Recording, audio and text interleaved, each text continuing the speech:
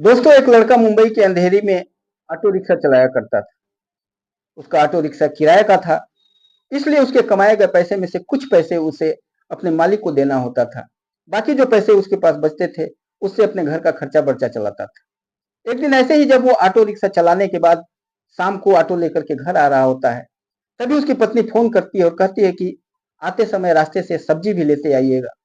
वो व्यक्ति रास्ते से सब्जी खरीदता है और सब्जी खरीदने के बाद जब अपने ऑटो के पीछे वाली सीट पर रखने के लिए जाता है, तो वहां पर ऑलरेडी एक रेड कलर का लेडीज बैग रखा हुआ देख करके वो बिल्कुल चौकन्ना हो जाता है, परेशान हो जाता है कि ये किस पैसेंजर ने अपना बैग यहाँ पर छोड़ दिया। लेकिन दोस्तों, जब उस बैग को वो खोलता है और उस बैग के अंदर रखे हुए चीज को देखता है तो और भी परेशान हो जाता है, क्योंकि उसके बैग के अंदर तकरीबन 5 से लेकर 6 लाख रुपए तक के सोने चांदी के जेवरात रखे हुए होते हैं। दोस्तों, उसकी परेशानी और भी बढ़ जाती है और वो सोचने लगता है कि सुबह से लेकर शाम तक किस पैसेंजर ने, कौन से ऐसा पैसेंजर था जो अपना बैग यहाँ पर मेरे ऑटो में छोड़ करके चला गया। दोस्तों, क्योंकि वो काफी ईमानदार था, इसलिए वो परेशान ज्यादा हो रहा था। उसके बाद दोस्तों, क्या उस बैग को वो ईमानदारी से उस व्यक्ति तक, जिसने बैग छोड़ करके गलती से चला गया था, उसके घर तक पहुंचाता है, या उसके अंदर बेईमानी समा जाती है। इतने ज्यादा पैसे और इतने सोने चांदी के जेवरात देखने के बाद वो बेईमान हो जाता है और उस बैग को लेकर के अपने घर चला जाता है।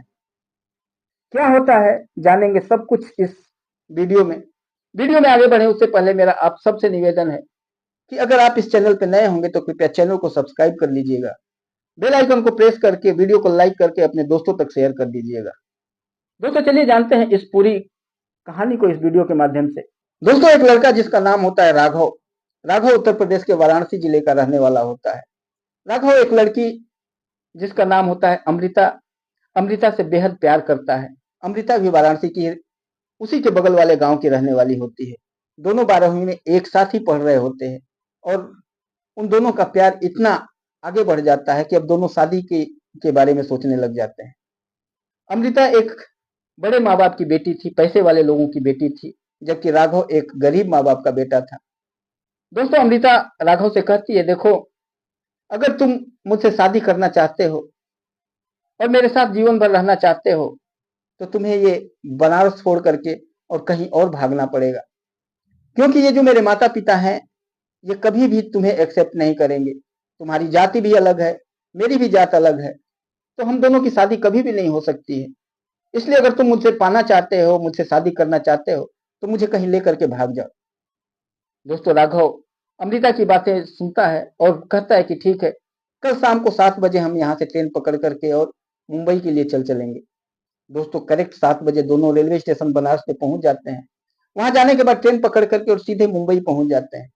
दोस्तों, चूंकि राघव काफी ईमानदार लड़का होता है, काफी मेहनती होता है, मुंबई पहुंच जाता है तो वहां पर एक चौल में दोनों पति पत्नी बन करके रहने लग जाते हैं। दोनों शादी कर लेते हैं और काफी हंसी खुशी से उस चौल में एक छोटे से रूम में रहने लग जाते हैं। राघव मेहनत मजदूरी करने लग जाता है और दोनों पति पत्नी काफी अच्छे तरीके से अपना जीवन यापन कर रहे होते हैं। तभी तकरीबन 1 डेढ़ साल के बाद उनके घर में एक बेटी की प्राप्ति होती है। उन दोनों को एक पुत्री होती है और जब बेटी होती है तो उसके बाद दोनों पति पत्नी काफी खुश हो जाते हैं। उसके बाद जो राघव होता है अपनी पत्नी से कहता है कि देखो, अब बेटी भी हो गई है, अब हमें थोड़ा खर्चा बर्चा ज्यादा होगा, इसलिए और भी मुझे मेहनत करना पड़ेगा या कुछ और नया सोचना पड़ेगा। वो अपने पत्नी से कहता है कि मैं एक ऑटो ले लेता हूँ, कुछ पैसे मेरे पास अभी तक इकट्ठे हो गए हैं और हम लोग इंस्टॉलमेंट पर एक ऑटो खरीद लेते हैं और उसको मैं चलाऊंगा तो काफी अच्छा इनकम होगा। उसकी पत्नी कहती है ठीक है, ले लीजिए। और फिर वो एक इंस्टॉलमेंट पर ऑटो खरीद लेता है, ऑटो चलाने लगता है, काफी उसको अच्छा इनकम होने लग जाता है। लेकिन तभी उसकी बेटी जो है वो काफी बीमार हो जाती है और जब हॉस्पिटल में एडमिट होती है तो बहुत सारे पैसे उसके खर्च हो जाते हैं, बहुत सारा कर्जा हो जाता है और उसके लिए अब उसके पास कोई रास्ता नहीं होता है। वो मजबूर होकर के फिर अपनी ऑटो को बेच देता है और उसको बेचने के बाद अपनी बेटी का किसी भी तरह से ट्रीटमेंट करवाता है। उसकी बेटी जब ठीक होकर के घर आ जाती है तो पति पत्नी दोनों काफी खुश हो जाते हैं। अब राघव और भी ज्यादा मेहनत करने लगता है, 15-15, 16-16 घंटे मेहनत करके और पैसे कमाने लगता है, क्योंकि अब बेटी को भी पढ़ाना लिखाना होता है। अब बेटी भी धीरे धीरे 5 साल की होने वाली होती है। वो अपने बेटी का एक वहीं के बगल के सरकारी स्कूल में एडमिशन करा देता है और बेटी अब स्कूल जाने लगती है। अब वो एक वहीं का एक ठेकेदार होता है जो कि ऑटो किराए पर देता था। वो उससे बात कर लेता है और उसका ऑटो किराए पर लेकर के चलाने लगता है। 500 रुपये हर प्रतिदिन उस किराएदार उसको देना पड़ता है। जो ऑटो मालिक होता है उसको 500 देता था। बाकी जो दिन भर कमाता था उससे अपने परिवार का अच्छे तरीके से भरण पोषण कर रहा होता है। दोस्तों, काफी हंसी खुशी उसके परिवार का काम चल रहा होता है। तभी उस दिन वो जब शाम को ऑटो चला करके घर आ रहा था और उसकी पत्नी फोन करती है कि आते समय सब्जी लेते आइएगा। और वो सब्जी जब रखने के लिए ऑटो में पीछे जाता है तो देखता है कि उसमें ऑलरेडी एक बैग रखा हुआ है रेड कलर का, और उसमें तकरीबन 5 से 6 लाख रुपए की ज्वेलरी है। दोस्तों, वो जिस ज्वेलरी जिस महिला का था, वो महिला वहां की एक बहुत बड़े व्यापारी की पत्नी थी। एक बहुत बड़ा सेठ था जिसकी कई सारी फैक्ट्रियां, कई सारी कंपनियां थी। और वो जो महिला थी वो उस दिन गई थी ज्वेलरी खरीदने के लिए, क्योंकि उसकी जो बहन थी, बहन की एक बेटी थी, और बेटी का उसी दिन शाम को शादी था। उस शादी में उसे ज्वेलरी वगैरह देना था। उसके लिए वो ज्वेलरी खरीद करके और घर के लिए निकल रही थी। अपने ड्राइवर को बुलाती है, ड्राइवर को कहती है कि गाड़ी लगाओ। उसका ड्राइवर गाड़ी लगाता है, लेकिन जब वो गाड़ी में बैठती है तो गाड़ी स्टार्ट ही नहीं होती है। काफी परेशान होता है उसका ड्राइवर, और कहता है मैडम गाड़ी स्टार्ट ही नहीं हो रही है। फिर वो जो महिला होती है अपने पति को फोन करके कहती है कि मेरी गाड़ी तो यहीं पर ज्वेलरी शॉप के पास खराब हो गई है। तो उसका पति कहता है कि मैं अभी गाड़ी तुमको भेज दूंगा, लेकिन ट्रैफिक इतना ज्यादा है कि तुम्हारे पास गाड़ी पहुंचने पहुंचने तक काफी लेट हो जाएगा। उससे बेटर है कि अगर कोई वहां पर ऑटो तुम्हें दिख रहा है तो कोई ऑटो रिजर्व करके और उससे आ जाओ। तो वो महिला इसके ऑटो में बैठ जाती है और अपना सामान रख करके चल देती है। ये लेकर के उसे उसके घर ले जाता है और घर छोड़ता है, लेकिन वो महिला अपना बैग उसी में भूल जाती है और घर के अंदर चली जाती है। और राघव भी उसको भी ख्याल नहीं होता है, उसको भी ध्यान नहीं होता है कि इनका बैग पीछे छूट गया है। और राघव वहां से अपना ऑटो लेकर के चला जाता है।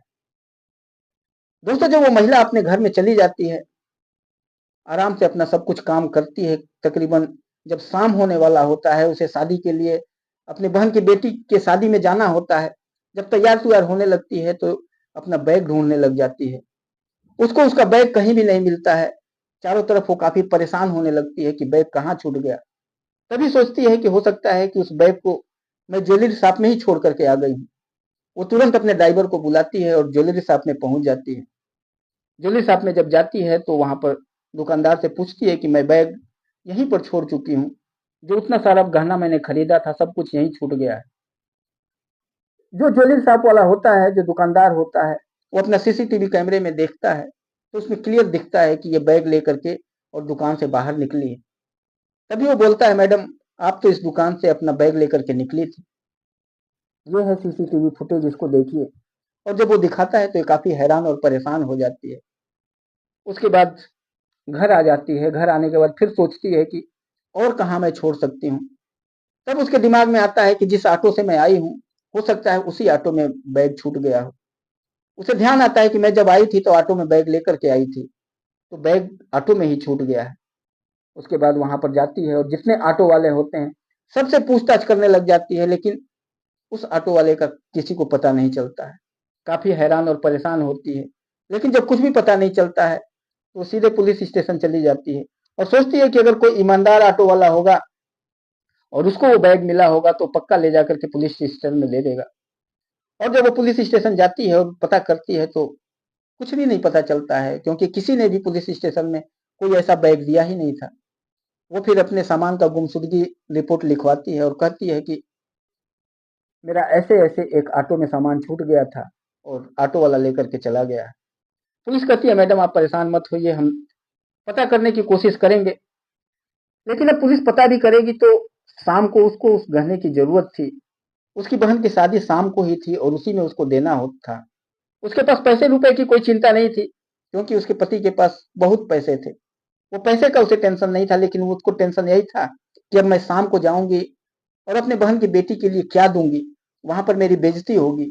और इस वजह से वो काफी परेशान थी। अब पुलिस ढूंढेगी भी तो ढूंढने में कई दिन समय लग सकता है। अब शाम को 1-2 घंटा ही बचा हुआ था, 1-2 घंटे में कहाँ उसका सामान मिलेगा। काफी हैरान और परेशान हो रही थी। तभी उसके दरवाजे पर एक व्यक्ति की दस्तक होती है, कालबेल बजता है, और वो दरवाजा जब खोलती है तो देखती है कि एक व्यक्ति उसके दरवाजे पर खड़ा है और कहता है, मैडम, आप मेरे ऑटो में चढ़ी थी, आपका कोई बैग गुम हुआ है क्या?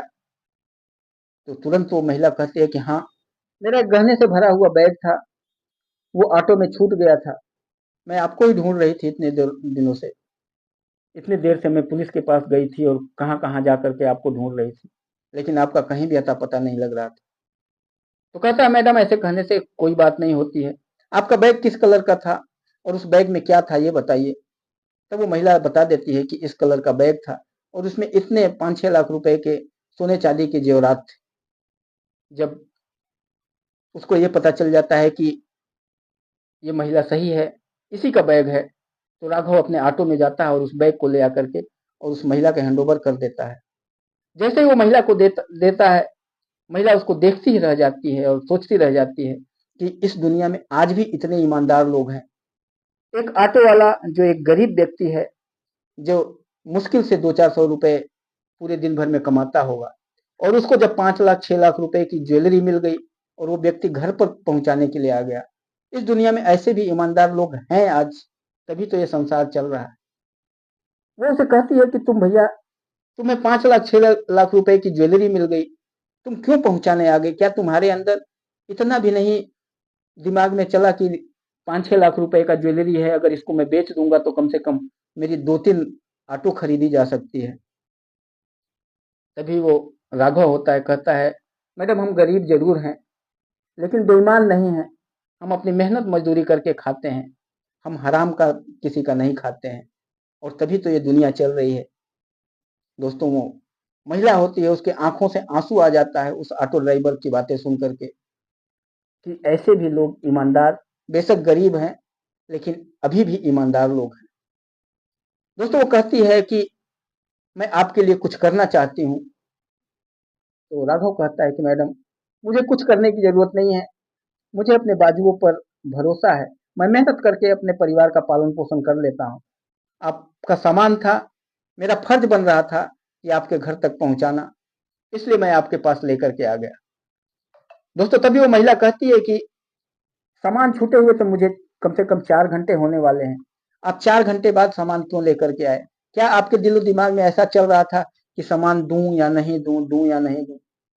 तभी ये राघव कहता है, मैडम, ऐसा कुछ नहीं है जो आप सोच रही हैं।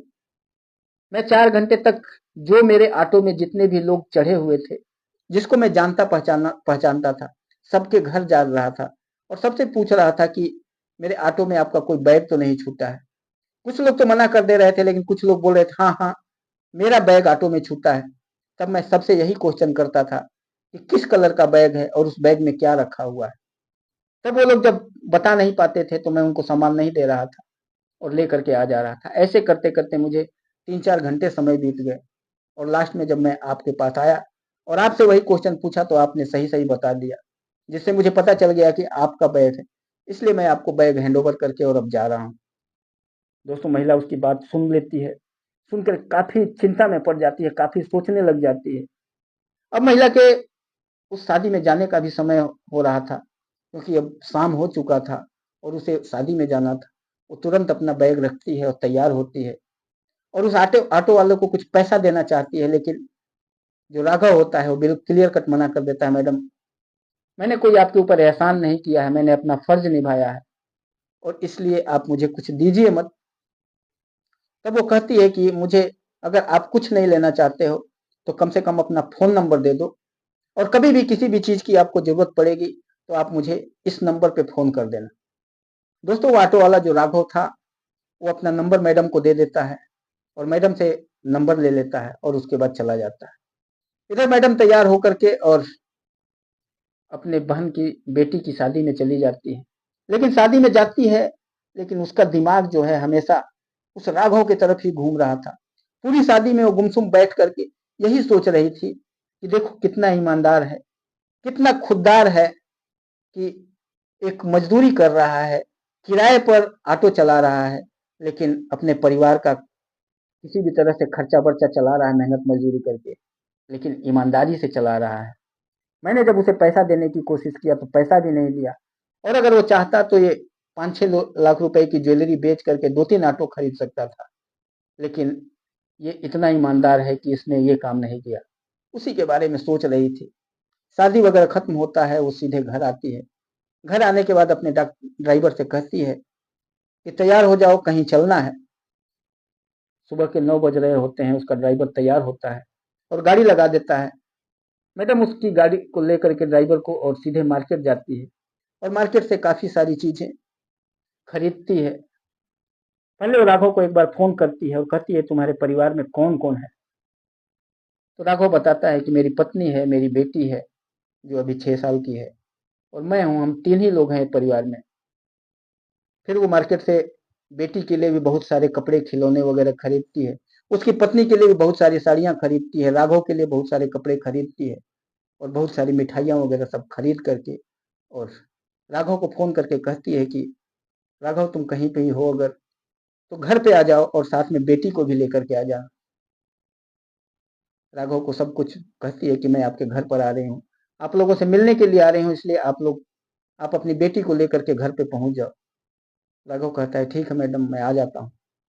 और फिर राघव अपनी बेटी के साथ अपने घर पहुँचता है।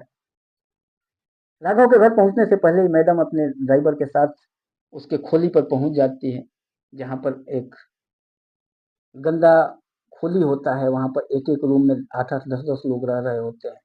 जैसे ही एक बड़ी-सी गाड़ी वहाँ पर जाकर के रुकती है उस चौल में, तो सारी औरतें, सारे आदमी जो हैं खबखबा जाते हैं, देखने लगते हैं, अरे! इतनी बड़ी गाड़ी और इतना बड़ा आदमी यहाँ पर इस खोली में, इस चौल में क कौन पहुँच गया? मैडम वहाँ से निकलती है अपनी गाड़ी से और सीधे उसके कमरे की तरफ जाती है।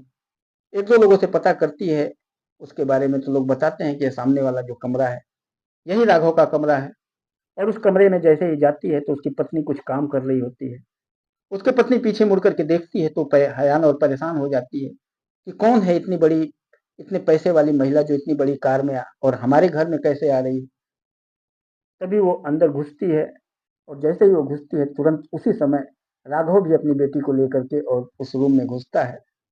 मैडम का अपनी पत्नी के साथ परिचय करवाता है और पत्नी का अपनी मैडम के साथ परिचय करवाता है। जब दोनों का परिचय हो जाता है, दोनों काफ़ी बैठ कर के बातचीत करते हैं, काफ़ी देर तक राघव और राघव की पत्नी और बेटी से वो काफ़ी देर तक बातचीत करती रहती है और सारी चीज़ें जो कहानी उनके साथ जो बीता था, वहाँ से बनारस से लेकर के भागने तक और शादी विवाह करने तक, बेटी की बीमारी से लेके सब कुछ जब राघव और उसकी पत्नी मैडम के सामने कहती है, तो मैडम की आँखें गीली हो जाती है। वो सोचने लगती हैं कि कितना तकलीफ़ में ये परिवार है, फिर भी कितना ईमानदार है कि इतनी तकलीफ़ में होने के बावजूद भी वो पूरे गहना और पूरा बैग ले आकर के ये दे देता है। ब काफ़ी मायूस होती है और राघव को कहती है कि ये नंबर लो, ये एड्रेस है और कल सुबह इस एड्रेस पे आकर के मुझसे मिलना। और उसके बाद जितने भी खिलौने, कपड़े वगैरह, मिठाई वगैरह लेकर आई होती है, सब उन लोगों को दे करके और कहती है मैं अभी जा रही हूँ, लेकिन कल ज़रूर आना। दोस्तों उसके बताए हुए एड्रेस पर जब दूसरे दिन राघव पहुँचता है, तो देखता है कि एक आलीशान 6 मंजिला बिल्डिंग है और काफ़ी लंबा-चौड़ा बिल्डिंग है, उसमें तकरीबन 100 से 200 लोग काम कर रहे हैं। और मैडम के बारे में पूछता है तो एक व्यक्ति भाग करके ले आता है और मैडम के पास पहुँचाता है। उस पूरी कंपनी की मालकिन मैडम ही थी। मैडम के ऑफ़िस में लेकर के जाता है, मैडम उसको एक चेयर पर बैठाती हैं और चपरासी से कहती हैं कि फटाफट पानी और कोल्ड ड्रिंक्स लेकर के आओ। चपरासी जाता है और कोल्ड ड्रिंक्स वगैरह लेकर आता है, उसको पिलाती है और फिर कहती है कि तुम्हारी कहानी में मुझे पता चल चुका है कि तुम एक किराया का ऑटो चलाते हो। अपने मैनेजर को बुलाती है और कहती है कि कंपनी के पैसे से, कंपनी के फंड से एक नया ऑटो खरीद करके इनको आज ही दे दो। दोस्तों ये बात जैसे ही सुनता है राघव, राघव परेशान होता है और मैडम से कहता, मैडम क्या ज़रूरत है? कोई ज़रूरत नहीं है, ऐसा मत करिए। हम अपना मेहनत से अपना कमा लेंगे, खा लेंगे। तभी मैडम कहती है कि नहीं, जो तुमने ईमानदारी दिखाया है, तुम्हें मैं कुछ नहीं दे रही हूँ। ये तुम्हारे ईमानदारी का गिफ्ट है। जो तुम्हारी ईमानदारी जो तुमने दिखाया है, उस ईमानदारी की वजह से ये चीज़ें मैं तुम्हें दे रही हूँ। और तुम्हारी बेटी जिसको तुम एक गवर्नमेंट स्कूल में पढ़ा रहे हो, आज के बाद उस बेटी की ज़िम्मेदारी पूरी मेरी है। मैं उस बेटी का एडमिशन यहाँ के सबसे टॉप मोस्ट स्कूल में कराऊँगा और जितना भी खर्चा-वर्चा होगा, पूरी जीवन भर उस बेटी का मैं ही उठाऊँगी। दोस्तों मैनेजर को बुलाती है और कहती है कि आज ही उस स्कूल से बात करो जो वहाँ का सबसे टॉप में मोस्ट स्कूल होता है और एडमिशन कराओ। मैनेजर बात करता है और बेटी का एडमिशन हो जाता है। उसके बाद बेटी उस सबसे बड़े स्कूल के, उस शहर के, सब मुंबई के सबसे बड़े स्कूल में पढ़ने लग जाती है और उसी दिन एक नई चमचमाती हुई ऑटो खरीद करके और राघव को मैडम दे देती हैं। दोस्तों उसके बाद ये पूरी जो कहानी है, मैडम उसी दिन शाम को पुलिस स्टेशन में जाती हैं और कहती हैं कि जो मैंने एफआईआर किया था, गुमशुदगी जो मैंने दर्ज कराया था, उसको कैंसिल कर दीजिए क्योंकि वो पूरा सामान उस व्यक्ति, ईमानदार व्यक्ति ने, एक ऑटो वाले ने सब कुछ ले आकर के मेरे पास दे दिया है। जब पुलिस ये बात सुनती है तो पुलिस भी हक्का-बक्का रह जाती है कि ऐसा भी ईमानदार ऑटो वाला है कि जो 6-7 लाख रुपए का जो ज्वेलरी और पैसे था, सब कुछ ले आकर के घर पे वापस कर दिया। फिर मैडम से कहता है कि उस आदमी से हमको थोड़ा मिला दीजिए, कौन आदमी है, उसका एड्रेस दीजिए। तो मैडम उसका एड्रेस देती है, पुलिस उसके पास पहुंचती है, उसके घर पे जाती है, फिर दोनों पति पत्नी को लेकर के और अपने साथ आती है पुलिस टीम। और जो पुलिस कमिश्नर होते हैं, एक पूरा कॉन्फ्रेंस करते हैं। एक काफ़ी सारे लोग वहाँ पर, मीडिया, पत्रकार वगैरह सबको इकट्ठा किया जाता है। काफ़ी सारी पब्लिक इकट्ठा होती है और फिर वहाँ पर उस ऑटो वाले को प्राइज़ दिया जाता है, जो वहाँ के जो पुलिस कमिश्नर होते हैं, उनके द्वारा, जो मेयर होते हैं, सभी के द्वारा प्राइज़ दिया जाता है और मीडिया पूरा कवरेज करती है। कवरेज करने के बाद जब ये न्यूज़ हिंदुस्तान के हर पेपर्स में, हर न्यूज़ चैनलों पर चलाया जाता है, तो सब कुछ ये जान कर के दंग रह जाते हैं कि आज भी लोग इतने ईमानदार, चाहे वो बेशक गरीब है तो क्या हुआ, लेकिन उनके अंदर इतनी खुददारी है, जो अपने मेहनत के ऊपर भरोसा करते हैं, ना कि किसी का दिया हुआ या किसी का पाया हुआ किसी सामान का। दोस्तों इस कहानी से यही पता चलता है कि अगर यहाँ पर 99% बेईमान है तो 1% ईमानदार भी हैं, जो कि अपने किसी भी परिस्थिति से कभी भी समझौता नहीं करते हैं, चाहे परिस्थिति उनकी कितनी भी खराब हो, चाहे वो कितने भी जीवन में अपने परेशान हो, लेकिन अपने बनाए गए वसूलों पर ही वो चलते हैं और हमेशा सच के रास्ते पर और सच के मार्ग पर ही चलते हैं। हमेशा जीवन भर ईमानदार बने रहते हैं। दोस्तों आपको इस कहानी से क्या सीख मिलती है? कमेंट बॉक्स में ज़रूर बताइएगा। ये एक सच्ची कहानी है, कोई कहानी बनावटी नहीं है, एक सच्ची घटना है।